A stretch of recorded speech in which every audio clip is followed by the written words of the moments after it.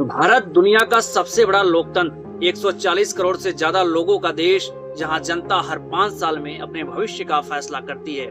लेकिन अगर जनता को ही शक हो जाए कि उसका वोट सही जगह नहीं पहुंचा, तो लोकतंत्र का क्या होगा? आज चर्चा का सबसे बड़ा मुद्दा है ईवीएम और वोट चोरी। चुनाव आयोग का कहना है कि ईवीएम पूरी तरह सुरक्षित है, ये इंटरनेट से नहीं जुड़ी होती, इसलिए हैकिंग असंभव है। इसके साथ वीवीपैट भी जुड़ा है, जिससे वोटर खुद देख सकता है कि उसका वोट किसको गया। सुप्रीम कोर्ट और हाई कोर्ट कई बार ईवीएम को भरोसेमंद बता चुके हैं। भारत जैसे विशाल देश में अगर बैलेट पेपर लौट आए तो चुनाव की लागत और समय दोनों कई गुना बढ़ जाएंगे। लेकिन दूसरी तरफ विपक्ष और कुछ विशेषज्ञ मानते हैं कि कोई भी मशीन 100% सुरक्षित नहीं होती।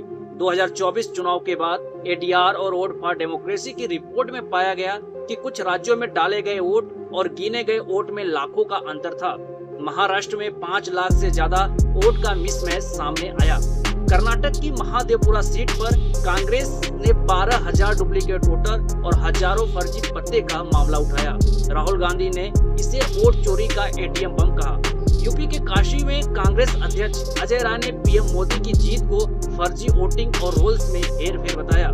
हालांकि बीजेपी और उसके सहयोगी इन दावों को फर्जी कथा कहते हैं। तो अब असली सवाल है, क्या ईवीएम सचमुच पूरी तरह भरोसेमंद है या फिर शक करने वालों के पास भी दमदार तर्क है? सच चाहे जो भी हो, लोकतंत्र का आधार है जनता का भरोसा। अगर जनता को यकीन नहीं रहा कि उसका वोट सही जगह गया, तो लोकतंत्र की नींव हिल जाएगी। यही वजह है कि जर्मनी, नीदरलैंड जैसे कई देशों ने इलेक्ट्रॉनिक वोटिंग छोड़कर फिर से बैलेट पेपर अपनाए।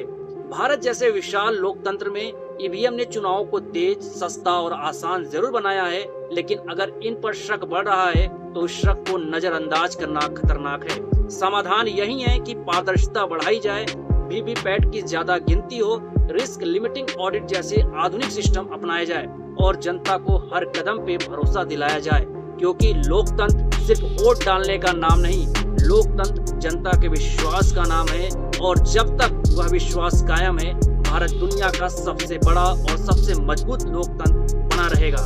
बाकी इस पे आपकी क्या राय है, कमेंट में जरूर शेयर करिएगा।